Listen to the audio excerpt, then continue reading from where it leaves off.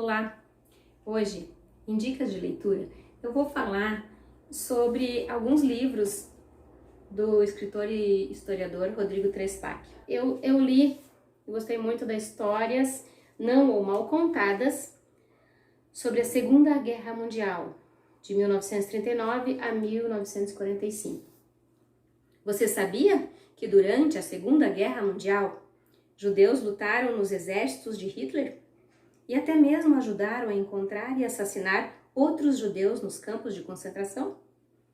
Japoneses realizaram experiências químicas macabras com a população civil chinesa. O Exército Vermelho da Rússia, na época União Soviética, né? União Soviética, foi o único grande exército que empregou regularmente mulheres na frente de batalha, as chamadas soldados de saias. Então, aqui nesse livro, assim, eu já não gostava muito da história de Hitler, mas tem algumas curiosidades, assim, bem pesadas, assim, sobre a história pessoal do Hitler. Então, é muito pesada essa história, assim, e vale a pena ler para quem tem interesse em saber histórias que não foram ou foram mal contadas sobre a Segunda Guerra Mundial. O livro que eu estou lendo atualmente, e estou acabando assim, é este, Histórias Não ou Mal Contadas, Revoltas, Golpes e Revoluções no Brasil. A editora é HarperCollins, do Brasil. Na verdade, aqui são vários capítulos. Você sabia que na história política do Brasil, a primeira Assembleia Constituinte reuniu-se em uma antiga cadeia pública? Você sabia que o primeiro chefe do executivo do país, eleito por meio do voto, foi um padre secular que combatia o celibato? E a República foi proclamada ao som da Marselhesa, o hino da França. E também fala sobre golpes militares, um golpe militar que garantiu a democracia em 1955. Histórias não mal contadas, revoltas, golpes e revoluções no Brasil é um recorte histórico do que de mais importante ocorreu na política brasileira ao longo dos últimos 2 séculos. Com um olhar crítico e fatos inusitados, este livro vai ajudá-lo a entender por que uma das maiores nações do mundo ainda patina na própria desorganização. Corrupção e trapaça são heranças de décadas na política nacional. Baseada em uma vasta bibliografia, com uma linguagem simples, ágil e precisa, o historiador Rodrigo Trespac faz uma releitura dos principais acontecimentos políticos no Brasil, da Inconfidência Mineira ao impeachment de Dilma Rousseff, passando por temas diversos como a participação das mulheres em revoltas, na independência e na Guerra do Paraguai, e a influência da maçonaria na política nacional. Eu vou falar um pouquinho sobre o capítulo Mulheres do Brasil. Brancas, negras, sertanejas e até mesmo uma imperatriz, comunistas, aristocratas, intelectuais brasileiras ou estrangeiras, elas se envolveram em revoltas na independência do Brasil e na Guerra do Paraguai. Lutaram por direito ao voto e igualdade de condições. Movimentaram-se contra e a favor de revoluções. Eu posso falar um pouquinho da imperatriz Dona Leopoldina, eu já falei especialmente dela num vídeo desse canal. A imperatriz Leopoldina morreu em dezembro de 1826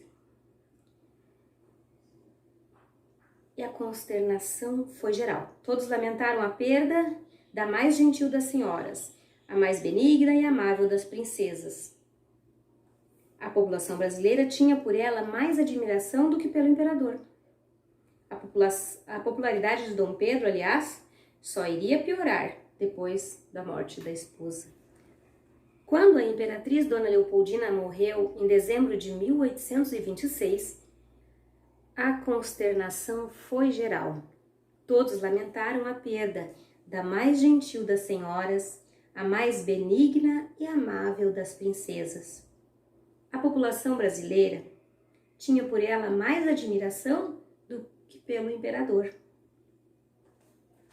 Nascida arquiduquesa da Áustria, Leopoldina Carolina Josefa de Habsburgo-Lorena foi criada em Viena, o centro cultural do mundo na época.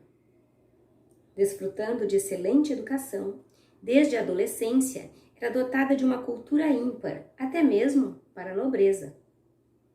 Além das ciências naturais, adorava física, geometria, numismática e filosofia.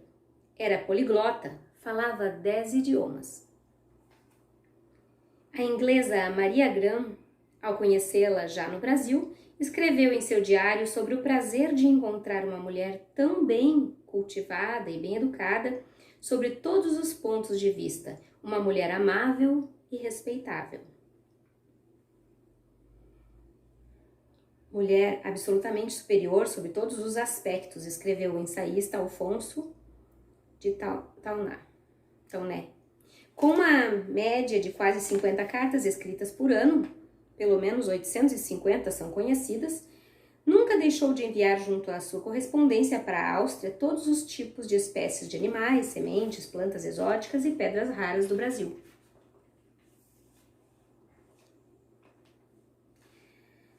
Na função de regente, enquanto Dom Pedro estava em viagem a São Paulo, no dia 2 de setembro de 1822, ela presidiu o Conselho de Estado e assinou uma recomendação para que o então príncipe separasse o Brasil de Portugal. O que Dom Pedro faria no dia 7. Foi por influência dela também que o país foi formalmente reconhecido no exterior como nação independente. A imperatriz era adepta da causa brasileira, mas fazia parte da elite que detinha o poder. Nem de longe, Dona Leopoldina passou pelos riscos que muitas mulheres correram em nome da liberdade. Falando sobre algumas patriotas, estudos sobre condições femininas realizados nas últimas décadas demonstram que a presença da mulher na história brasileira tratou-se menos de um silêncio por parte das mulheres do que do silêncio por parte da historiografia. Para se ter uma ideia, em números, o Dicionário das Mulheres do Brasil organizado em 2000, enumerou nada menos de 900 nomes de personalidades femininas que fizeram a história do país. Ainda assim, obra incompleta, observaram os autores, porque ainda faltam muitas mulheres. Aqui tem a história, a biografia da Luísa Marin, e são várias mulheres importantes na história brasileira, assim. Mulheres participaram ativamente da campanha contra a escravidão. Entre as quase 300 associações abolicionistas do Brasil, pelo menos 2 delas foram fundadas por mulheres. A Sociedade de Libertação, criada no Rio de Janeiro em 1870, e a Sociedade Redentora de São Paulo, do mesmo ano. Aqui tem um capítulo que também fala sobre as voluntárias da pátria. Quando a Guerra do Paraguai teve início em 1864, o Brasil mobilizou tropas de todos os cantos do país. Mas não apenas os homens se alistaram como voluntários da pátria. Um número considerável de mulheres também seguiu as forças da Tríplice Aliança, que reuniu os exércitos do Brasil, Uruguai e Argentina.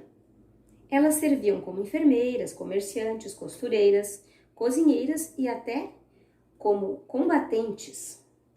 Entre as que atuavam como enfermeiras, destacaram-se a baiana Ana Nery, a paulistana Felisbina Rosa, a preta Ana e a Ana Mamuda, preconceituosamente registrada pela história da guerra como humilde negra de coração branco. De família rica, Ana Nery partiu para a guerra depois do alistamento dos seus 3 filhos e de ter solicitado engajamento ao próprio presidente da província, Teve destacada atuação no conflito, trabalhando em diversas enfermarias da campanha. Em Assunção, enquanto o exército brasileiro cercava a capital inimiga, montou um hospital junto com o filho, que era médico, onde atendiam soldados feridos de diversas nacionalidades, tanto aliados quanto paraguaios.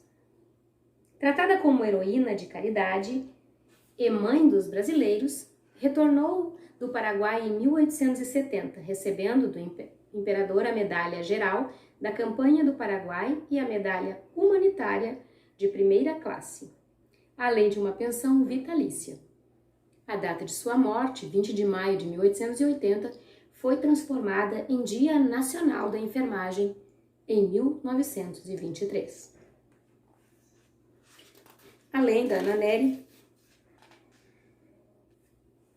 mas se servir como enfermeira em uma guerra e rendia homenagens, o mesmo não se pode dizer das que atuavam como vivandeiras. No sul do Brasil, chamadas também de chinas, segundo a historiadora gaúcha Hilda Flores, autora do livro Mulheres na Guerra do Paraguai, eram mulheres andarilhas, amásias, companheiras ou esposas dos soldados, lavadeiras, cozinheiras ou mulheres de má conduta, que formavam um verdadeiro exército.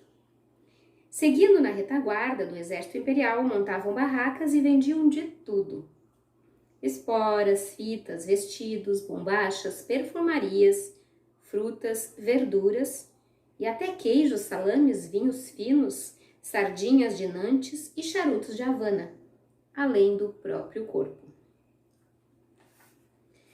Em sua maioria, no entanto, segundo a historiadora Hilda Flores, as chinas eram índias ou negras, usadas como alívio sexual sobre as quais a história não registrou nomes, pelo menos não de todas.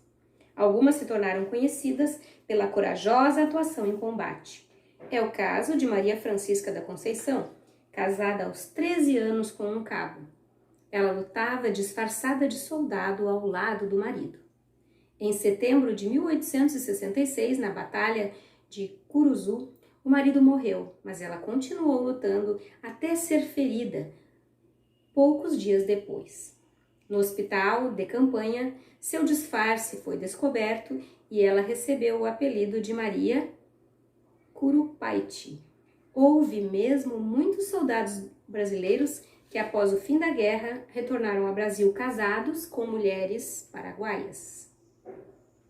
Muitas histórias tratam as mulheres que se vestiam de soldados para combater. Tem vários relatos aqui, são várias. A história de Jovita, vestida como sargento do Corpo de Voluntários da Pátria, em Recife. A história dela é bem interessante. Na verdade, são várias personalidades aqui. Além disso, também tem a história da Olga Benário, que também foi uma mulher muito forte, uma mulher que, na verdade, ela era alemã, né, e ela veio lutar no Brasil. Mas eu já falei também da Olga especificamente em um dos nossos vídeos. Então, hoje eu estou falando basicamente das mulheres que foram muito importantes na história do Brasil e não estão nos livros de história. Então, é interessante vocês lerem Histórias Não ou Mal Contadas, Revoltas, Golpes e Revoluções do Brasil, do historiador Rodrigo Trespac, que nasceu em Osório. Ele é historiador, pesquisador e escritor, é autor de 8 livros, entre eles O Lavrador e o Sapateiro, em 2013, 4 Dias em Abril, 2016, Histórias Não ou Mal Contadas, Segunda Guerra Mundial, essa também sobre a história do Brasil. Ainda é autor de artigos, reportagens para jornais e revistas brasileiras e internacionais. O escritor Rodrigo Trespac foi um dos presidentes da Academia dos Escritores do Litoral Norte, da qual faço parte. E fica a dica. Não deixem de curtir, compartilhar com os amigos e se inscrever no canal.